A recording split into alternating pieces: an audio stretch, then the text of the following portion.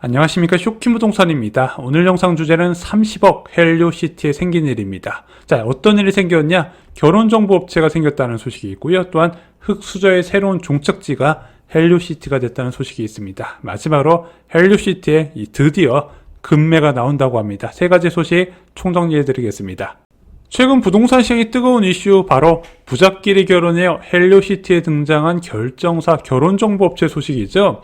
자, 헬리오시티 단지 내 상가에 지난 6월 결혼정보업체가 정식 등록 후 개업을 했다고 합니다. 자, 이 업체의 대표는 30년간 송파에서 공인중개사로 활동하며 주민 소개 경험을 쌓은 지역 인사라고 해요.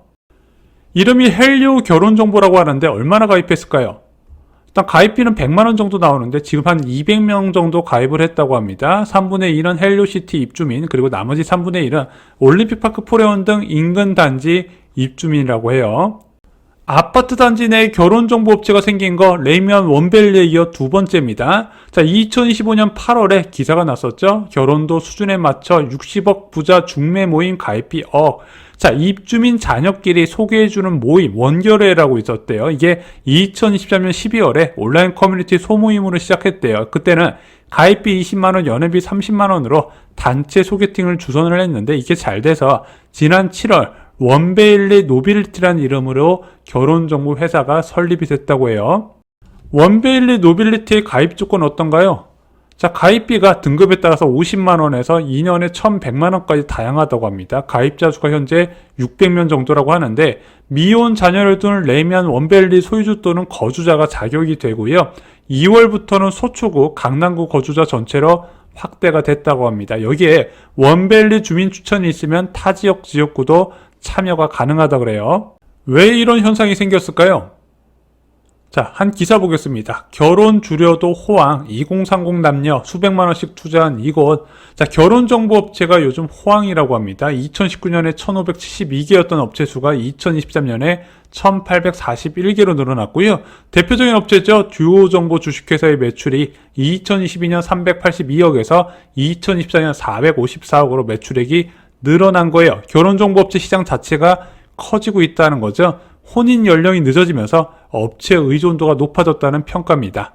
재건축을 끝낸 신축 단지는요, 가입자 유치에 좀 유리한 조건입니다. 왜냐면 재건축을 끝낸 신축 단지의 조합원들 중에서 60대에서 70대가 많거든요. 분명히 미혼 자녀 있는 가정이 있을 거란 말입니다. 근데 자녀 보고 결혼 정보업체 알아보라면 자녀들이 잘 안 알아봐요. 그럼 부모님이 알아보다가 이게 아파트 단지 내 상가가 있으니까 접근성이 높으면서 회원 유입이 쉽다는 장점이 있을 것이다. 아무래도 단지 내 이런 것이 있으면 좀 더 한 번이라도 관심이 가게 되겠죠.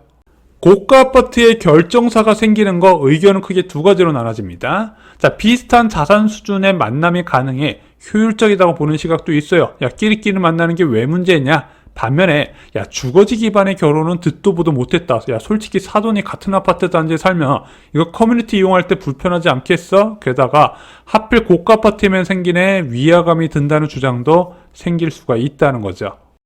가장 크게 지적되는 문제는 바로 집값이 신분증이다. 자, 이게 신계급이 아니냐 이런 이야기가 나오는 거예요. 자, 지금 점점 아파트 자체를 신분으로 보는 인식이 커졌다는 겁니다. 자, 과거에는 명품이나 차로 사람을 평가했다면 지금은 거주지와 소유 여부로 사람을 평가하는 인식이 강해지고 있다는 거죠. 그래서 요즘은 카푸어도 많이 줄었다 그래요. 자, 상급지 쏠림이 이런 것 때문에 좀 가속화될 부분이 있지 않나, 저는 이렇게 생각을 합니다.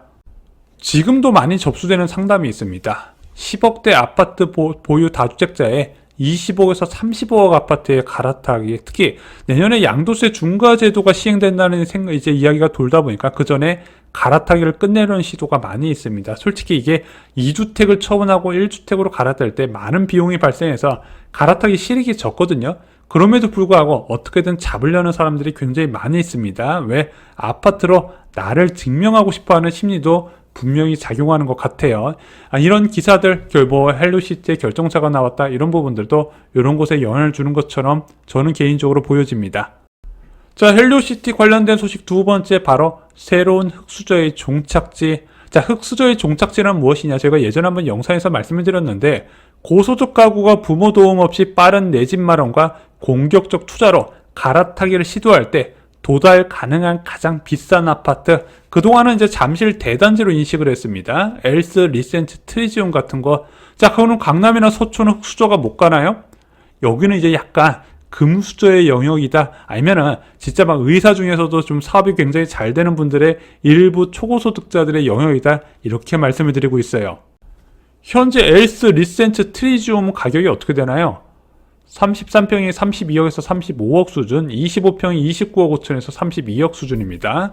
자, 올해의 기점으로 30억대가 다 넘어가 버렸죠. 이제는 흑수저가 접근하기 어려운 아파트가 됐다는 게 제 생각입니다. 앞으로 대출 규제 때문에 더욱더 갈아타기는 어려워질 거예요.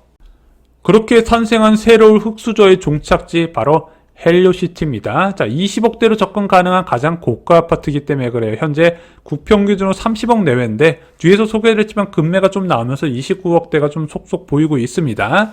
자, 25평은 현재 27억 내외에서 호가하는 것으로 알려져 있어요. 아니, 흑수저가 20억 후반의 아파트를 어떻게 사요?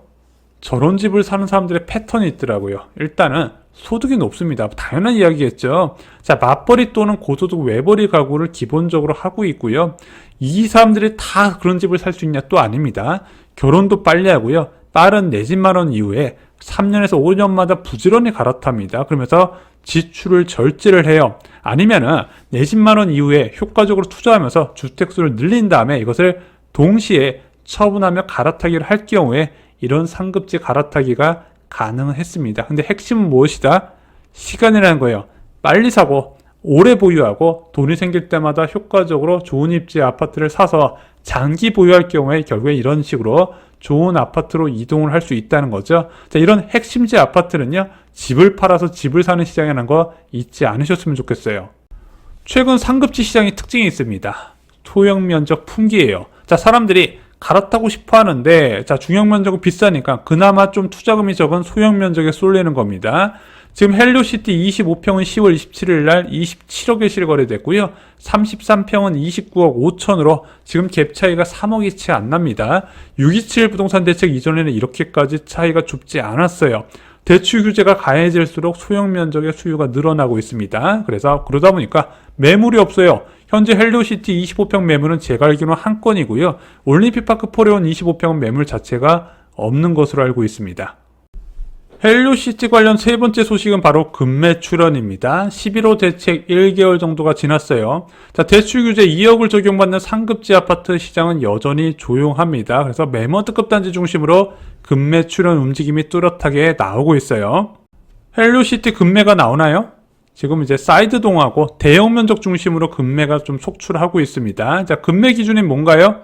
한 몇 억 떨어졌나요? 그건 아니고요. 이제 10월 실거래가 대비해서 한 5천에서 7천 정도 낮은 매물이 나오고 있어요. 아직까지 집주인들이 그 이상 낮추려고는 안 하는데, 보통 거래 급감이 1개월 정도면 호가가 낮아지기 시작하고 2개월 정도 지나면 이제 억 단위 하락도 저는 가능하다 생각을 합니다. 그래서 지금 20억대 아파트, 이제 헬리오시티를 바로 사는 게 아니라 20억대 이제 이제 중반 전후의 아파트를 처분하고 갈아타는데, 지금 그 시장들도 굉장히 조용하거든요. 그래서 제가 볼 때는 추가 조정 가능성도 있다 생각을 합니다.